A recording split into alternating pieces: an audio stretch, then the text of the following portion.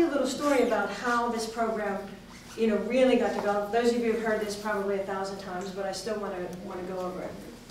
When I was about 8 or 9 years old, I started karate. I loved movement and discipline. My cousins in Pittsburgh started, so obviously that was something that I did. To the point where the discipline really kind of helped to mold me. I got my black belt, and when I was 13, I was a black belt. I actually founded the Pittsburgh Blind Karate Association. As a high school student, I worked with blind children in movement and teaching them self-defense and all of that. So I think the path, and the theme for today is ponder the path of your feet. We're going to talk about that in a minute. But honestly, I believe that where I am today in my medical practice and in the development of Science Judo comes from that time. Because a lot of what we do is based on physiology of movement. I went on to get exercise physiology degree and then went on to medical school. And my background is in internal medicine, so I'm board certified in internal medicine, and I practice here in Arizona. About probably 10 years ago, around the time that Andy experienced the Science Judo program at the hospital, my grandmother had a stroke.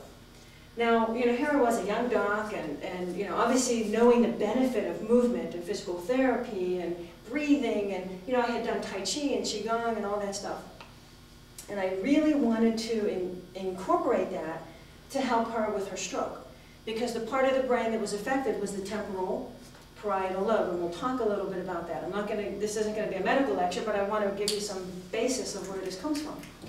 So I knew that there was importance in movement for her, and I thought Tai Chi, maybe yoga, maybe something.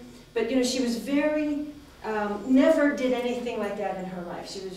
Prayer was her life. Basically, that was who she was.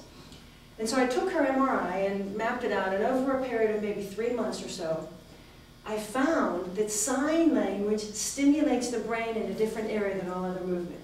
Now, I've never done sign, I'm not a sign interpreter, but what I found was that as a tool, sign language has an effect on the brain. And I thought, perfect. I have the tools as a medical doc to put the physiology together, and I have the tools from a martial arts standpoint and movement standpoint and kinesiology standpoint. So what I want to do now is create a program that is going to incorporate sign language and use it as a tool to stimulate the brain and the body at the same time. I got to tell you, what we saw was phenomenal. To the point where I'm willing to now really put my reputation as a doc and my practice on the line to create this, because I know that there's health benefit in this program.